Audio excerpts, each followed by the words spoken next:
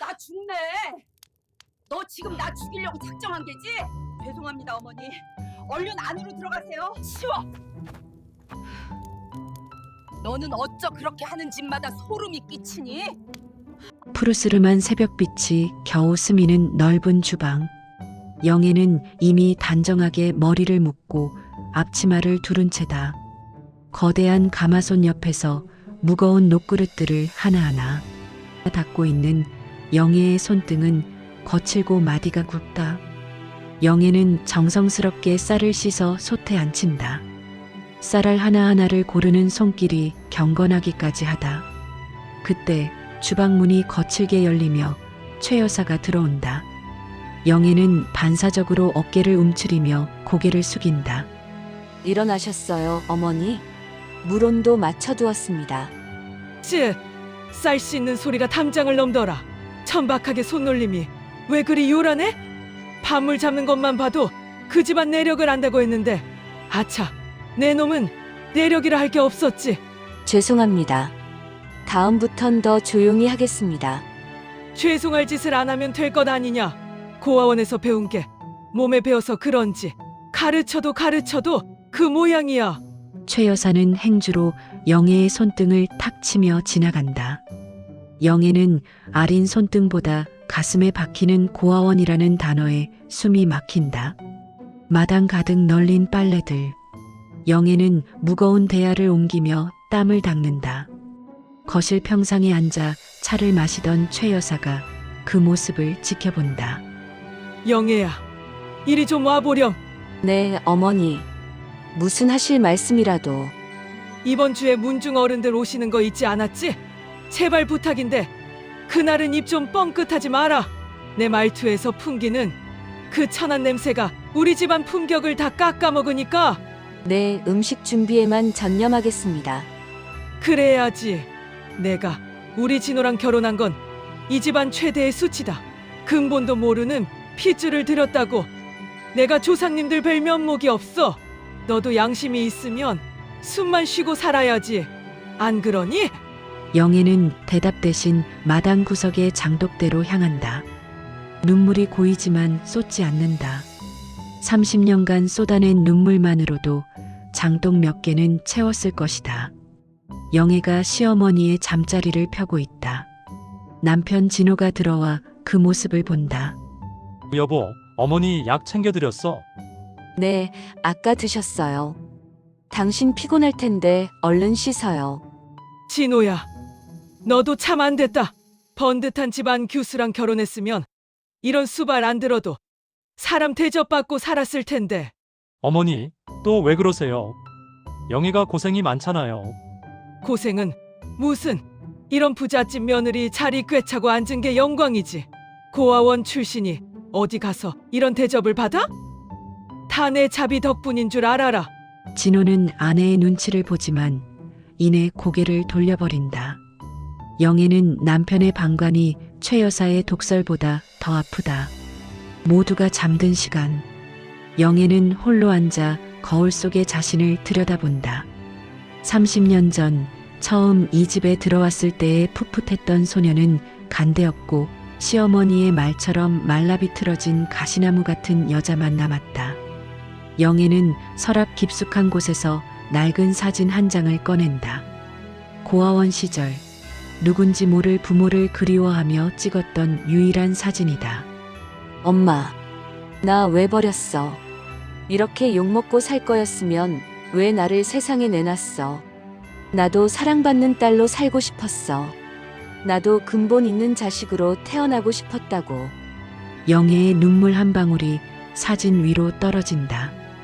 그녀의 가슴 속엔 30년간 쌓인 서러움이 단단한 가시가 되어 박혀 있다. 하지만 그녀는 모른다. 그 가시를 심은 장본인이 누구인지, 그리고 조만간 그 가시가 누구의 심장을 찌르게 될 것인지. 커다란 가마솥에 불을 지피는 영애. 매캐한 연기가 사방으로 퍼진다.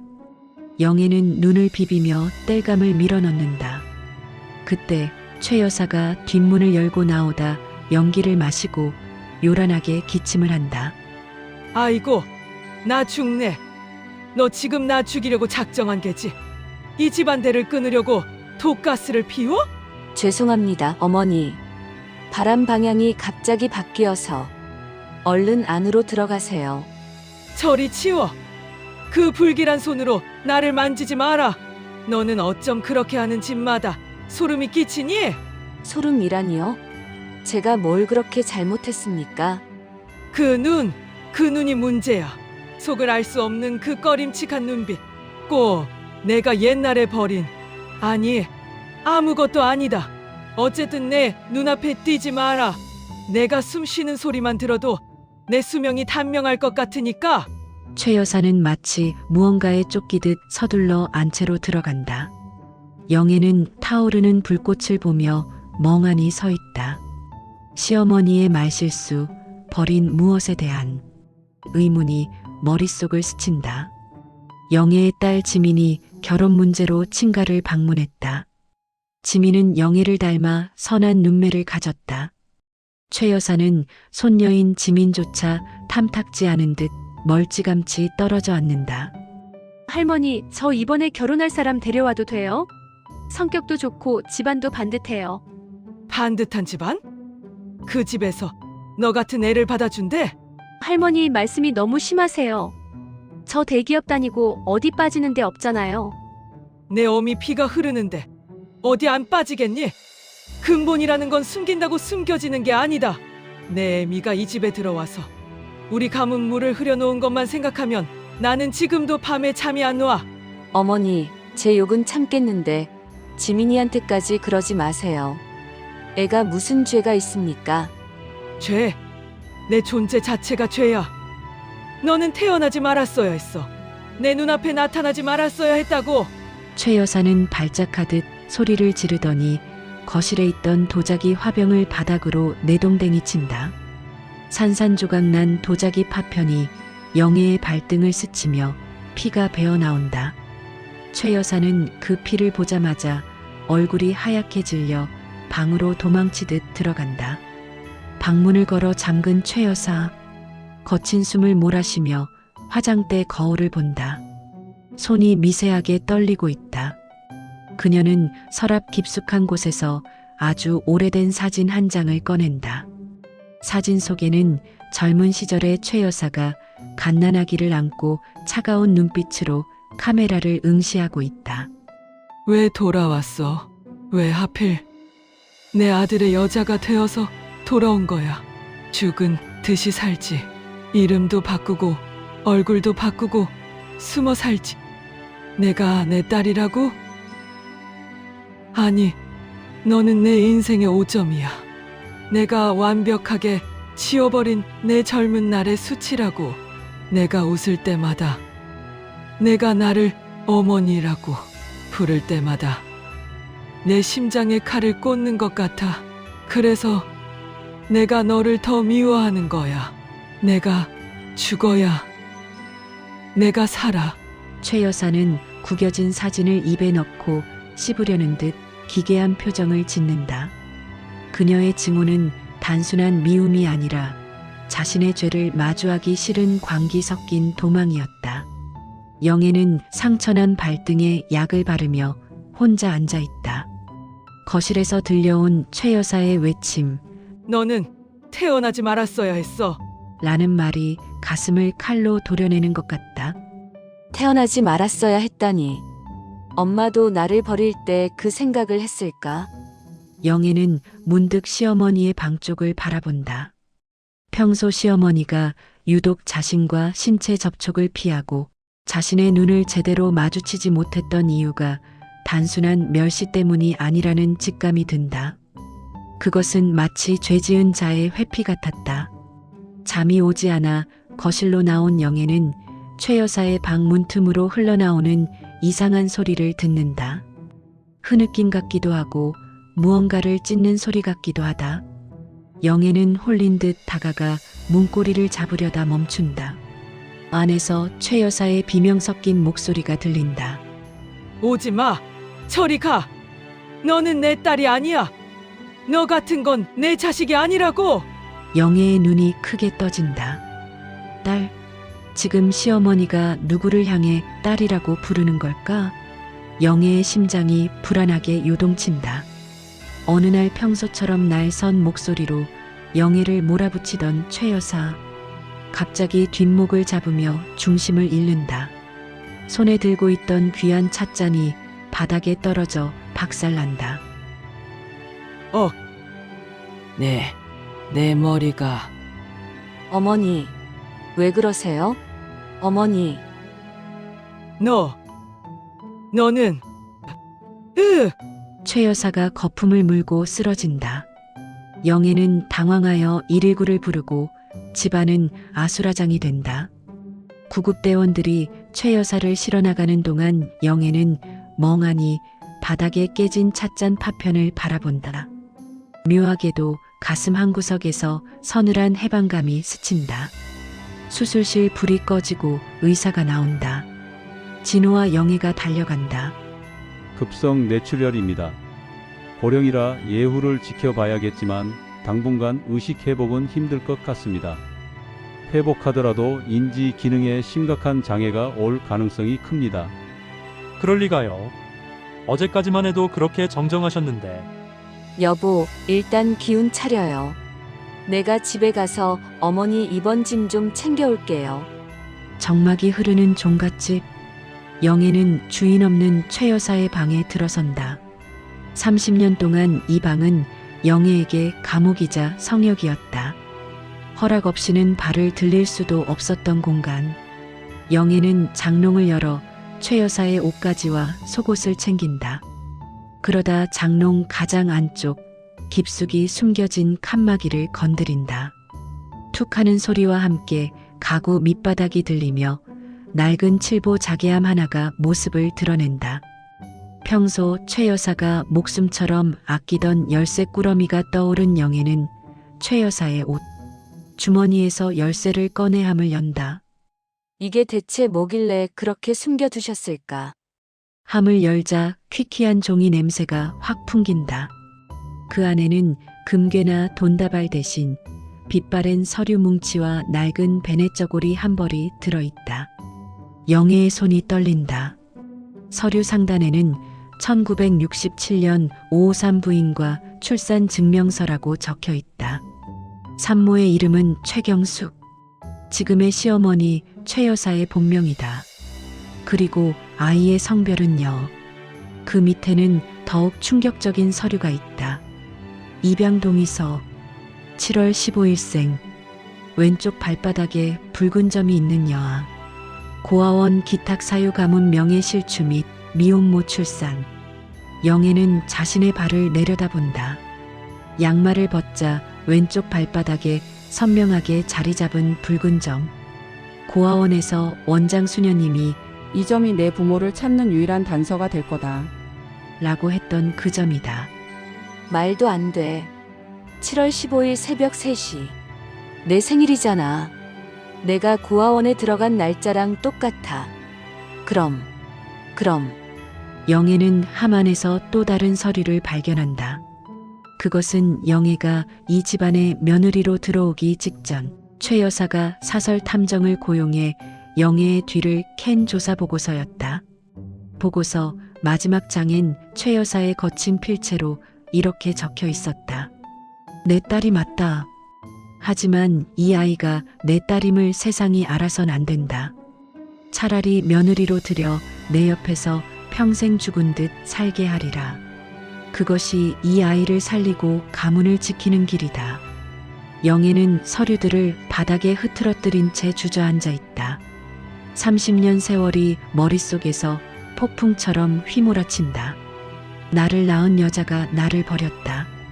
그리고 그 여자는 내가 며느리로 들어오자 나를 근본 없는 것이라며 짐승보다 못하게 대했다. 그것이 딸을 향한 죄책감 때문이 아니라 자신의 추한 과거를 가리기 위한 비겁한 연극이었다는 사실에 영애의 영혼이 갈기갈기 찢긴다. 하하. 엄마, 당신이 내 엄마라고. 나를 그렇게 짓밟고 내 자식들까지 천대하던 당신이 내 친엄마라고. 영애의 눈에서 피눈물 같은 눈물이 흐른다.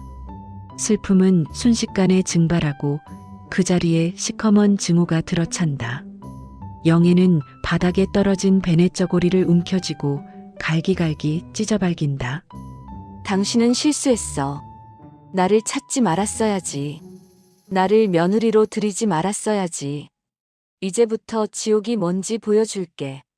엄마. 나의 어머니. 영애가 찢긴 서리를 가슴에 품고 서늘하게 미소 짓는다. 영애는 며칠 밤을 지샌 사람처럼 초췌하지만 눈빛만큼은 어느 때보다 형형하다. 남편 진호가 커피 2잔을 들고 다가온다. 여보, 좀 들어가서 쉬어. 어머니 면회 시간도 끝났는데 왜 자꾸 여기 있어? 아니에요. 어머니가 언제 눈을 뜨실지 모르는데 곁에 있어야죠. 그게 근본 있는 며느리의 도리잖아요. 당신도 참. 어머니가 그렇게 구박했는데도 지극정성이네. 나도 미안해. 당신 마음 고생시켜서. 미안할 것 없어요. 이제부터 시작인걸요. 최 여사는 산소호흡기에 의지한 채 초점 없는 눈으로 천장을 바라보고 있다. 의식은 미미하게 있으나 몸을 움직일 수 없는 상태다. 영애가 병실 문을 걸어 잠근다. 영애는 준비해온 비닐장갑을 끼고 최 여사에게 다가간다. 최 여사의 눈동자가 가늘게 떨린다.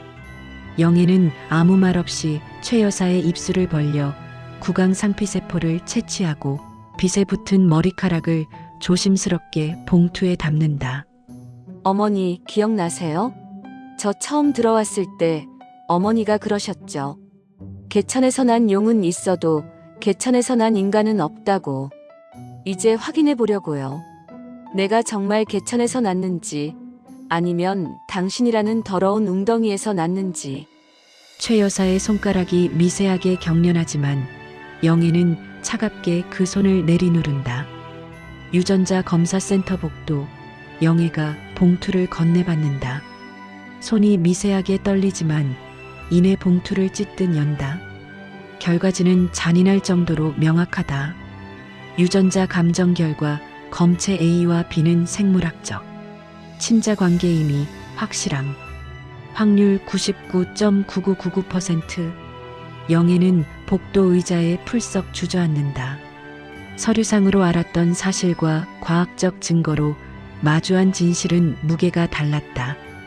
영애는 입을 틀어막고 소리 없이 오열한다. 혹시나 했던 마지막 기대가 무너지는 순간 영애 안의 딸은 죽고 복수자가 태어난다. 정말이었어. 당신이었어. 나를 고아원에 던져놓고 30년을 식모처럼 부려먹은 그 악마가 진짜 내 엄마였어. 어두운 병실, 보조 조명 하나만 켜져 있다. 영애는 의자에 앉아 결과지를 최 여사의 눈앞에 펼쳐 보인다. 최 여사는 말을 하지 못하지만 눈동자에는 공포가 서려 있다. 어머니, 이거 보세요. 결과가 아주 잘 나왔어요. 우리가 진짜 한 핏줄이래요. 당신이 그렇게 혐오하던 내 천한 피가 사실은 당신한테서 나온 거였다니 너무 웃기지 않아요? 왜요? 억울하세요? 아니면 부끄러운가? 당신은 가문의 명예를 위해 나를 버렸고 그 명예를 지키려고 나를 며느리로 들여 평생 입을 막았지. 내가 구박받으며 울 때마다 당신 속으로 얼마나 비웃었을까. 내 딸인 줄도 모르고 바보같이 당하고만 있네 하면서. 영애가 서서히 일어나 최 여사의 산소호흡 기줄을 손가락으로 가볍게 튕긴다. 최 여사의 눈이 커진다. 영애는 창밖의 어둠을 보며 서 있다. 이제 그녀의 머릿속에는 오직 하나뿐이다. 최 여사가 가장 소중히 여겼던 것들을 하나씩 무너뜨리는 것. 어머니, 쉽게 죽지 마세요. 당신이 나한테 준 30년의 지옥, 이제 당신이 그대로 돌려받을 차례니까. 아, 그리고 걱정 마세요. 나 정말 지극한 효부가 될 거거든요. 당신이 죽고 싶어도 못 죽을 만큼 아주 끔찍하게 잘해드릴게. 영애가 최 여사의 이불을 꼼꼼하게 여며주는 손길이 마치 목을 죄는 밧줄처럼 보인다. 의사와 간호사들이 영애를 보며 수군거린다. 저런 며느리가 어디 있냐? 하늘이 내린 효부다. 라는 찬사가 쏟아진다. 영애는 그 시선들을 즐기듯 우아하게 미소 지으며 퇴원 서류에 사인한다. 영애 씨, 어머니는 아직 24시간 간병이 필요한 상태입니다. 집에서 모시는 게 보통 일이 아닐 텐데요. 제가 모셔야죠. 다른 사람 손에 어떻게 맡기겠어요. 우리 어머니 남부럽지 않게 제가 끝까지 책임질 겁니다. 영애의 눈이 서늘하게 빛난다. 그 책임이라는 단어의 진짜 의미를 아는 이는 아무도 없다. 최 여사가 휠체어에 실려 30년 넘게 군림해온 안채로 돌아온다. 하지만 방 안의 풍경이 변해 있다. 최 여사가 아끼던 고가구들과 조상들의 위패는 구석으로 밀려나 있고 그 자리엔 최신형 환자용 침대와 각종 의료기구들이 차갑게 놓여 있다.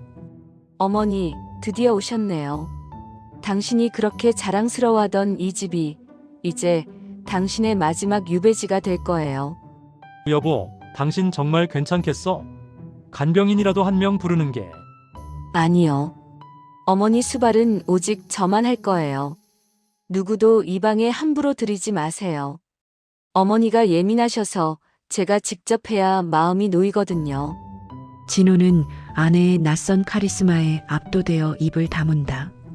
30년 동안 죽어 지내던 영애가 이 집안의 새로운 지배자로 부상하는 순간이다. 모두가 잠든 시간, 영애는 방을 걸어 잠그고 최 여사의 침대 곁으로 다가간다. 영애는 최 여사의 입술에 비싼 립스틱을 짙게 바르기 시작한다. 마치 인형을 꾸미는 아이처럼 기괴한 손길이다. 어머니, 오늘 저녁 메뉴는 죽이었어요. 기억나요? 내가 입덧할 때 당신이 생선 냄새 비리다며 나를 마당으로 쫓아내고 혼자 갈비 뜯으시던 날. 그때 내가 마당에서 찬물에 밥 말아 먹으면서 무슨 생각했는지 알아요? 언젠가 이 여자의 입에 내가 씹던 밥찌꺼기를 넣어주리라 생각했지. 근데 생각보다 기회가 빨리 왔네. 자, 하세요. 엄마. 영애는 자신이 씹던 음식을 뱉어 최 여사의 입안으로 강제로 밀어넣는다. 최 여사는 구역질을 하려 하지만 몸이 움직이지 않아 눈물만 흘린다. 영애는 그 눈물을 손가락으로 닦아 제 입술에 가져다 댄다. 다음 날 아침 영애는 시어머니의 인장과 통장들을 식탁 위에 펼쳐놓는다. 남편 진호가 당황하며 묻는다. 이건 어머니가 절대 안 내놓으시던 건데. 어떻게 당신이 가지고 있어? 어머니가 어제 눈짓으로 허락하셨어요. 이제 이 집안 살림 제가 다 알아서 하라고요. 당신 사업 자금 모자란 것도 여기서 뺄게요. 정말? 어머니가 그러셨다고? 당신 정말 대단하다. 고마워, 여보. 고마울 거 없어요. 다 우리 가족을 위한 건데. 영애는 남편의 손을 잡지만 시선은 안채를 향해 있다. 최 여사의 경제적 권력마저 빼앗아 그녀를 무력한 껍데기로 만드는 과정이다. 영애는 낡은 전축을 가져와 시끄러운 음악을 크게 튼다. 밖에서는 들리지 않을 정도로 교묘하게 조절된 음량이다. 그리고는 최 여사의 귀에 대고 속삭인다. 엄마, 내가 어제 유전자 검사지를 다시 읽어봤어. 친자관계 성립. 이 5글자가 내 인생을 어떻게 망쳤는지 당신은 죽어도 모를 거야. 당신은 가문의 명예 때문에 나를 버렸지? 그럼 나는 당신의 그 소중한 명예를 가장 천박하게 무너뜨려 줄게. 이 집안 사람들이 당신이 고아원의 딸을 버린 미혼모였다는 사실을 알게 되면 어떤 표정을 지을까? 최 여사 눈에서 피눈물 같은 눈물이 흐른다. 영애는 그 모습을 보며 환희에 찬 미소를 짓는다. 울지 마. 이건 시작일 뿐이야. 당신이 나를 30년 동안 가두고 괴롭혔던 이 종갓집 며느리라는 감옥, 이제는 당신이 평생 갇혀서 썩어야 할 무덤이니까. 영애는 최 여사의 가슴 위에 고아 출신 박영이라고 적힌 예전의 며느리 명찰을 올려놓는다. 최 여사의 비명 없는 절규가 방안을 가득 채운다.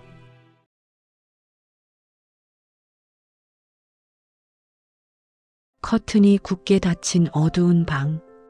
최 여사가 갑자기 눈을 크게 뜨고 허공을 향해 손짓을 한다. 영애는 무표정하게 그 곁에서 사과를 깎고 있다. 최 여사의 입술이 파르르 떨리더니 알 수 없는 소리를 내뱉는다. 아가, 배고프니? 울지 마라. 내가 울면 담장 너머 사람들이 다 듣는다. 어머니, 정신이 좀 드세요? 지금 누구를 찾으시는 거예요? 그 애가 나를 닮았어. 눈매가 나랑 똑같아. 그래서 무서워. 사람들이 내 얼굴을 보고 그 애를 떠올릴까봐.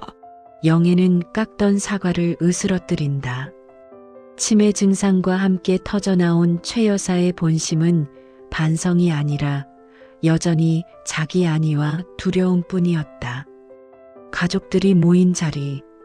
최 여사가 휠체어에 앉아 거실로 나온다. 하지만 그녀의 상태는 이상하다. 갑자기 영애의 손을 잡고 아이처럼 웃다가도 이내 비명을 지르며 영애를 밀쳐낸다. 어머니, 왜 그러세요? 영애잖아요. 어머니 제일 극진히 모시는 며느리요. 며느리? 아니야. 이 년은 며느리가 아니야. 내 죄야. 내 죄가 걸어 다니고 있어. 어머니가 정말 치매가 심해지셨나 봐요. 여보, 미안해. 정신 없으실 때 하는 소리니 마음에 두지 마. 아니에요. 어머니는 지금 그 어느 때보다 진실을 말씀하고 계신 거예요. 제가 어머니의 죄라니 영광인걸요. 영애는 가족들 앞에서는 눈물을 훔치는 척하며 최 여사를 품에 안는다. 최 여사는 영애의 품에서 짐승 같은 신음소리를 내며 몸을 떤다. 집안이 정적에 잠긴 시간. 최 여사는 잠시 정신이 돌아온 듯 맑은 눈으로 영애를 응시한다. 하지만 그 입에서 나온 말은 영애의 마지막 기대를 무참히 짓밟는다. 영애야, 너 다 알았지? 그 함 열어본 거지? 네, 엄마 다 봤어요. 당신이 나를 어디에 버렸는지, 왜 나를 며느리로 들였는지까지 전부 다. 미안하다. 하지만 너도 내 입장이 되어봐라. 그 엄한 종갓집에 시집와서 자식도 없이 쫓겨날 반에 밖에서 낳은 딸이 있다는 게 알려지며 내 인생은 끝이었어. 너를 며느리로 들인 건 내 나름의 속죄였어. 내가 굶지 않고 이 좋은 집에서 살게 해주고 싶어서. 속죄, 나를 옆에 두고 근본 없는 년이라고? 침 뱉는 게 속죄였어? 당신은 내 엄마가 아니라 내 인생을 통째로 갈아 마신 흡혈귀야.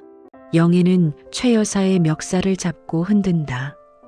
최 여사는 다시 치매 증상이 도진 듯 멍한 표정으로 영애의 얼굴을 만지작거린다. 아이고, 예쁘네.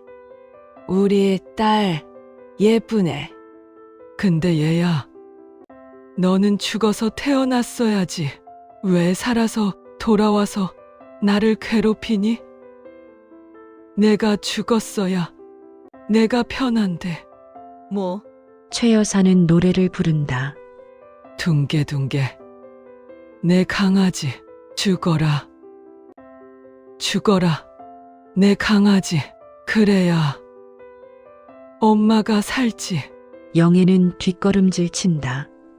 치매라는 장막 뒤에 숨어있던 최 여사의 진심은 살아 돌아온 딸에 대한 원망이었다.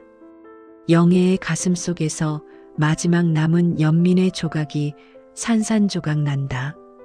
영애는 화장대 거울을 본다.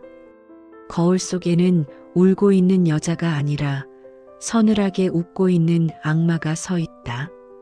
영애는 시어머니가 쓰던 값비싼 비녀를 제 머리에 꽂는다. 그래, 엄마. 당신 말이 맞아. 내가 살아서 돌아온 게 당신한테는 재앙이겠지. 그럼 그 재앙을 끝까지 즐겨봐. 내가 당신 죽고 싶어도 못 죽게 이 집안의 주인으로 군림하며 당신의 숨통을 천천히 조여줄 테니까. 영애는 최 여사가 보는 앞에서 그녀가 아끼던 족보에 붉은 먹물을 뿌려버린다. 최 여사의 비명 섞인 웃음소리가 방 안을 가득 채운다. 동네 사람들이 대문 앞에 모여 영애를 칭송하고 있다. 영애는 수수한 소복 차림으로 사람들에게 떡과 음료를 돌린다. 세상에 영애 씨 같은 며느리 없어. 시어머니가 저렇게 정신을 놓으셨는데도 간병인 한 명 안 쓰고 직접 수발을 들다니. 그러게 말이야. 평생 구박만 받았는데 어쩜 저렇게 지극정성일까? 정말 부처님이 따로 없네. 아니에요. 제가 부족해서 어머니가 병나신 것 같아. 마음이 아플 뿐이에요. 살아계실 때 한 번이라도 더 따뜻하게 해드려야죠. 영애의 겸손한 태도에 사람들은 고개를 끄덕이며 칭찬을 아끼지 않는다. 영애의 입가에 찰나의 서늘한 미소가 스쳐 지나간다. 방금까지 밖에서 보여준 천사 같은 표정은 온데간데 없다. 영애는 최 여사의 방으로 들어와 문을 잠근다. 방 안에는 최 여사가 가장 싫어하던 비린 생선 냄새와 낡은 고아원의 옷가지들이 가득하다. 들었지? 밖에서 사람들이 당신 며느리 성녀라고 난리야. 당신이 평생 쌓아온 그 고결한 평판 이제 다 내 거야. 자, 먹어. 죽으면 안 돼. 당신은 100살까지 살아야 해. 내가 받은 30년 그대로 돌려주려면 아직 한참 남았거든. 영애는 최 여사가 뱉어내려는 음식을 손으로 막으며 강제로 삼키게 한다. 효도라는 명분 아래 행해지는 잔인한 강요다. 남편 진호가 흐뭇한 표정으로 영애의 어깨를 주무른다. 여보, 당신 덕분에 문중 어른들도 당신 다시 보신대. 이제 당신이 이 집안 진짜 안주인이야. 고마워요, 여보. 그런데 어머니가 밤마다 저를 찾으셔서 오늘부터는 제가 어머니 방에서 같이 자야 할 것 같아요.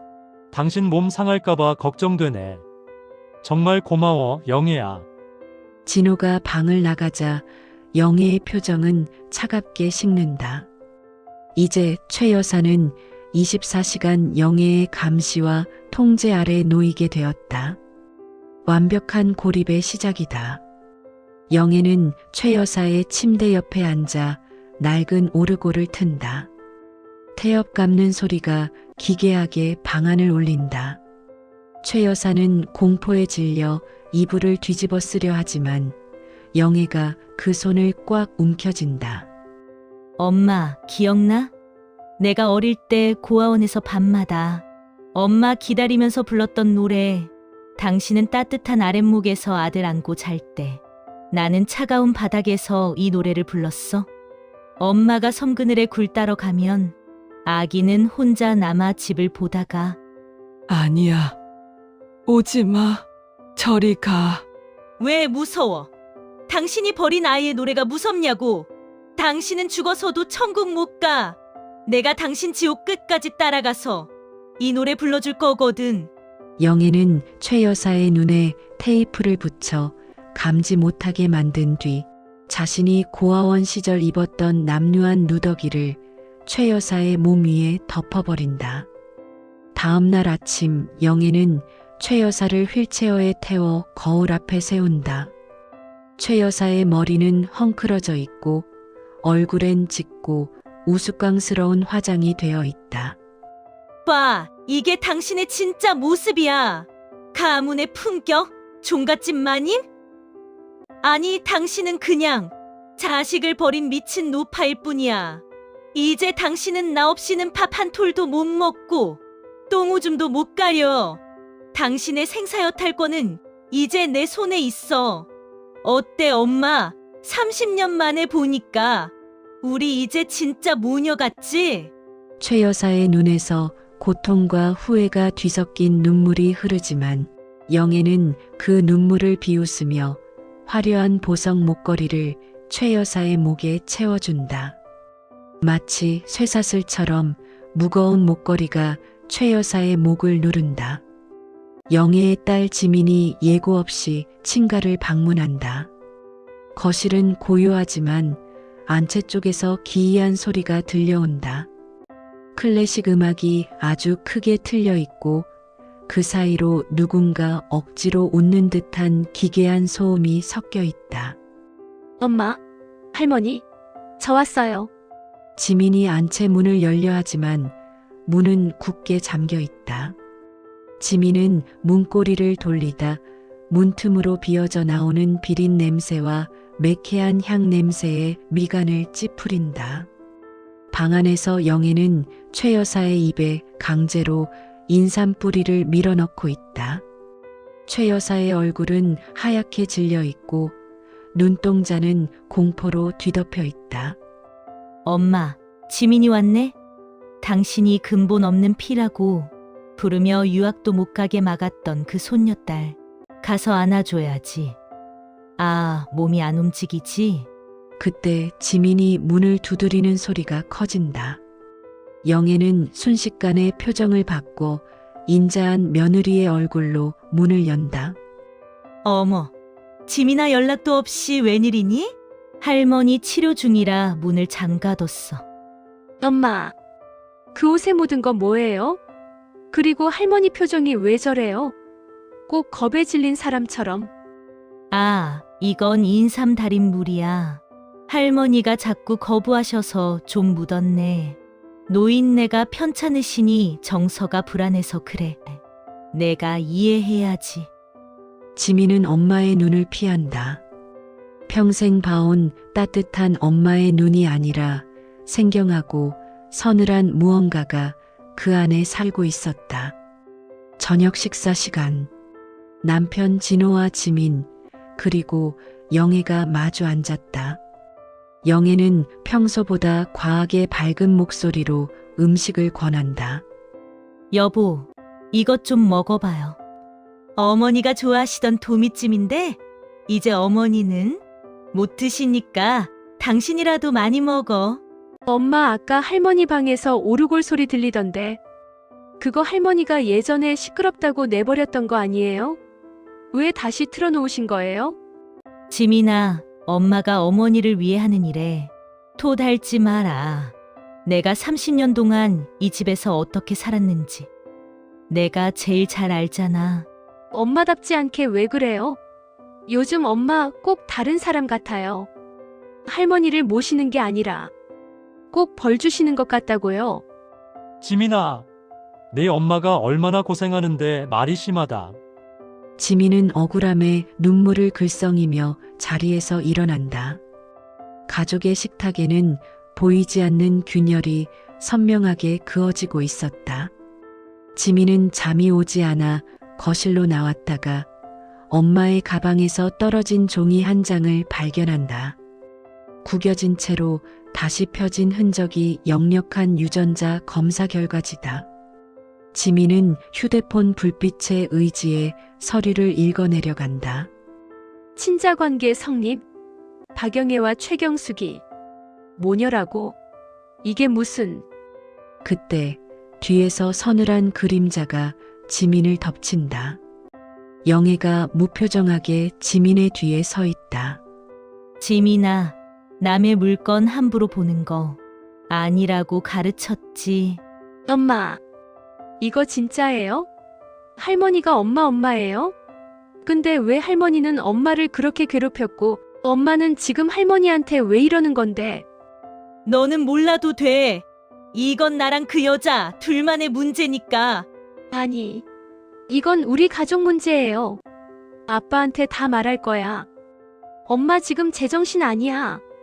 지민이 진호의 방으로 달려가려 하자 영애가 지민의 팔을 거칠게 낚아챈다. 영애의 눈에 서린 광기가 지민을 압도한다. 말해. 가서 다 말해. 그럼 내 아빠는 자기 엄마가 자기를 속이고 친딸을 며느리로 들였다는 사실에 무너질 거고 이 집안은 풍비박산 나겠지. 내가 사랑하는 그 평화로운 짐 내 손으로 부수고 싶니? 엄마, 제발. 가만히 있어. 엄마가 다 알아서 할게. 이건 복수가 아니야. 30년 전 잃어버린 우리 자리를 찾는 과정일 뿐이야. 영애는 지민의 손에서 결과지를 뺏어들고 불태워버린다. 타오르는 불꽃 너머로 안채에서 최 여사의 비명 섞인 기침 소리가 들려온다. 진실은 가족의 평화를 갉아먹으며 어둠 속으로 스며들고 영애의 광기는 이제 딸조차 통제하려 들고 있다. 방 안은 평소와 달리 수십 개의 촛불로 가득 차 있다. 최 여사는 가쁜 숨을 몰아쉬며 생명의 불꽃이 꺼져가고 있음을 온몸으로 보여준다.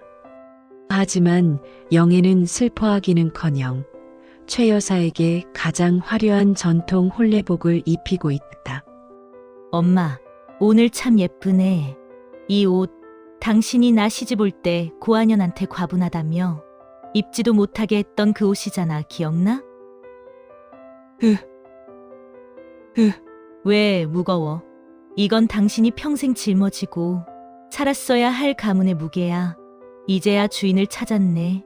영애는 최 여사의 얼굴에 하얗게 분칠을 하고 양볼에는 연지곤지를 찍는다. 죽어가는 노파의 얼굴에 입혀진 신부의 화장은 기괴함을 넘어 공포스럽다. 영애는 커다란 전신 거울을 최 여사의 침대 앞에 세운다.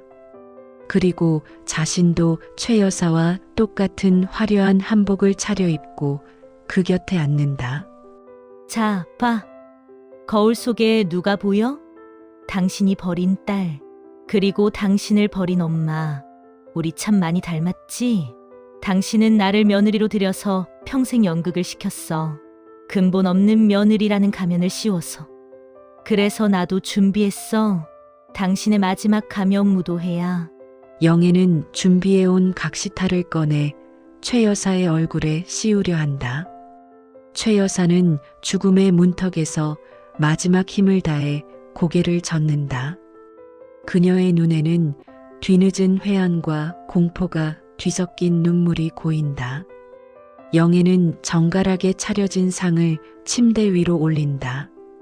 그것은 30년 전 최 여사가 영애에게 처음으로 차려주었던, 하지만 개나 주라며 바닥에 쏟아버렸던 그 음식들이다.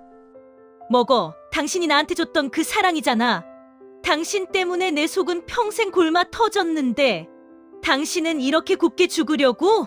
죽지 마. 아직 사과도 안 했잖아. 나를 왜 버렸는지, 왜 그렇게 모질게 굴었는지 한마디라도 해야 할 거 아냐. 영애의 광기는 이제 절규로 변한다. 증오의 끝에서 만난 것은 사실 왜 나를 사랑해주지 않았냐는 어린아이 같은 원망이었다. 영애는 최 여사를 붙잡고 흔들며 오열한다. 밖에서 더 이상 참지 못한 진호와 지민이 문을 부수듯 열고 들어온다. 그들이 목격한 것은 화려한 혼례복을 입고 기괴한 화장을 한 채 죽어가는 최 여사와 그 옆에서 실성한 듯 웃고 울고 있는 영애의 모습이다. 영애야, 이게 지금 뭐 하는 짓이야? 어머니한테 이게 무슨... 엄마, 제발 그만해. 할머니 돌아가시려고 하잖아. 돌아가신다고? 아니, 이 여자는 죽어서도 내 엄마로 못 가. 평생 나한테 시어머니로 죄짓고 살았으니 저승에서도 내 시어머니로 고통받아야지. 영애는 최 여사의 귀에 대고 마지막으로 속삭인다. 엄마, 저승 가면 우리 꼭 다시 만나. 그때는 내가 당신 엄마로 태어날게. 당신이 나한테 한 거 똑같이 해줄 수 있게. 최 여사의 눈동자가 서서히 풀린다. 그녀는 마지막 순간 영애의 옷자락을 아주 살짝 움켜잡는다. 그것이 용서를 구하는 손길인지 아니면 끝까지 딸을 밀어내려는 몸부림인지는 알 수 없다. 영애는 그 소리를 듣자마자 얼어붙는다. 최 여사의 손이 툭 하고 바닥으로 떨어진다. 화려한 홀레복을 입은 노파의 몸에서 생명이 빠져나간다. 방 안에는 촛불이 타들어가는 소리와 영애의 거친 숨소리만이 남는다. 복수의 끝은 승리가 아니라 더 큰 공허와 광기의 시작이었다. 영애는 최 여사의 감긴 눈 위에 연지곤지를 찍었던 손가락을 올리며 나직하게 웃기 시작한다. 그 웃음소리는 이내 통곡으로 바뀐다. 장례식장은 엄숙하고 화려하다. 영애는 상복을 입고 상주석을 지키고 있다. 조문객들은 영애의 손을 잡으며 어쩜 끝까지 이렇게 지극정성이냐며 위로를 건넨다. 영애는 영혼이 빠져나간 듯한 눈으로 그들의 인사를 기계적으로 받아낸다. 영애 씨, 이제 고생 끝났어. 하늘이 알 거야 당신이 얼마나 극진했는지. 네, 고생 끝났죠? 이제 정말 끝났네요. 영애는 영정 사진 속 최 여사를 바라본다. 사진 속 최 여사는 여전히 고고하고 서늘한 눈빛이다. 죽어서도 자신을 비웃는 것 같은 그 눈빛을 보며 영애는 가슴 밑바닥에서 차오르는 알 수 없는 감정에 몸을 떤다. 딸 지민이 영애를 찾아온다. 지민의 눈은 충혈되어 있고 엄마를 바라보는 시선에는 연민과 두려움이 공존한다. 엄마, 이제 다 끝났잖아요. 그만해요. 할머니 방에서 봤던 그 유전자 서류, 아빠한테는 말 안 했어요. 아니, 못하겠더라고요. 지민아, 너는 내가 무섭니? 무서워요. 근데 그보다 더 아파요. 엄마가 할머니를 미워하면서 결국 할머니랑 똑같은 표정을 짓고 있는 걸 보는 게. 내가 그 여자를 닮았다고? 네, 아까 조문객들 맞이할 때 엄마 눈빛. 할머니가 평소에 사람들을 내려다보던 그 눈빛이랑 똑같았어요. 엄마는 복수한 게 아니라 할머니가 되어버린 것 같아요. 지민의 말은 영애의 심장에 복수보다 더 날카로운 비수로 꽂힌다. 최 여사를 파괴하려 했던 30년의 세월이 결국 자신을 최 여사로 복제해냈다는 사실에 영애는 전율한다. 장례를 마치고 돌아온 텅 빈 집. 영애는 최 여사가 쓰던 방 한가운데 앉아있다. 방 안에는 여전히 비린 생선 냄새와 매캐한 향 냄새가 밴 듯하다. 영애는 거울 앞에 앉아 최 여사가 아끼던 빗으로 자신의 머리를 빗는다. 엄마, 당신이 이겼어. 당신은 죽어서 나를 떠난 게 아니라 내 몸속으로 들어와 버렸네. 내 피 속에, 내 눈빛 속에 당신이 살아있어. 영애는 서랍에서 최 여사가 남긴 유품 중 하나인 낡은 가계부를 발견한다. 그 가계부 여백에는 치매가 오기 전 최 여사가 적어 내려간 듯한 짧은 글귀가 있었다. 버린 것이 아니라 숨긴 것이었다. 내 딸이 나처럼 비참하게 살지 않기를 바랐으나 결국 내 곁에서 시들게 만들었구나. 너를 미워해야 내가 살 수 있었던 나를 용서하지 마라. 우리는 서로의 지옥이었다. 영애는 그 글귀 위로 뜨거운 눈물을 떨군다. 처음으로 마주한 진심 어린 고백이었으나 이미 모든 것은 되돌릴 수 없는 파국에 이르렀다. 며칠 뒤 지민이 시집갈 준비를 하며 영애에게 인사하러 온다. 영애는 지민의 손을 잡으며 억지로 웃어 보이지만 자신도 모르게 지민의 차림새를 지적하기 시작한다. 지민아, 시집 가면 그 집안 법도를 제일 먼저 익혀야 한다. 근본 없는 소리 듣지 않게 행동거지 조심하고. 엄마, 또 그놈의 근본 소리예요? 할머니가 엄마한테 했던 소리랑 똑같이 하고 있잖아요. 내가 그랬니?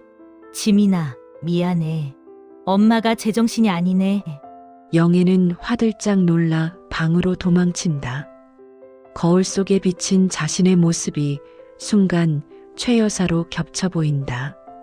핏줄이라는 것은 단순히 생물학적인 연결이 아니라 고통과 악습까지 대물림되는 저주받은 감옥임을 영애는 깨닫는다. 영애는 30년 동안 자신을 옥죄었던 종갓집 열쇠꾸러미와 최 여사의 인장을 보자기에 싼다. 그리고 그것을 장독대 뒤편 아무도 찾지 못할 깊은 땅 속에 묻어버린다. 영애는 낡은 배낭 하나를 메고 대문을 나선다. 남편 진호가 부르는 소리가 들리지만 뒤돌아보지 않는다. 그녀가 향한 곳은 자신이 태어났고 버려졌던 그 고아원 앞이다. 영애는 고아원 마당에 핀 이름 모를 들꽃을 보며 나직하게 중얼거린다. 이제 시어머니도 엄마도 종갓집 며느리 박영애도 없어. 나는 그냥 처음부터 없었던 사람처럼 살 거야. 영애는 고아원 담장 너머로 지는 노을을 바라보며 천천히 걸어간다. 그녀의 뒷모습은 쓸쓸하지만 평생 처음으로 제 발로 걷는 자유로운 발걸음이다. 그러나 그녀의 왼쪽 발바닥에 새겨진 붉은 점은 양말 속에서 여전히 지워지지 않는 낙인처럼 숨쉬고 있다. 끊어낼 수 없는 건 피뿐만이 아니라 그 피가 기억하는 고통이다. 30년 세월 영애의 피눈물을 보며 함께 울었습니다. 여러분은 영애의 마지막 선택을 어떻게 보셨나요? 복수는 끝났지만 가슴 한구석이 먹먹해진다면 구독과 좋아요로 영애의 새 출발을 응원해 주세요.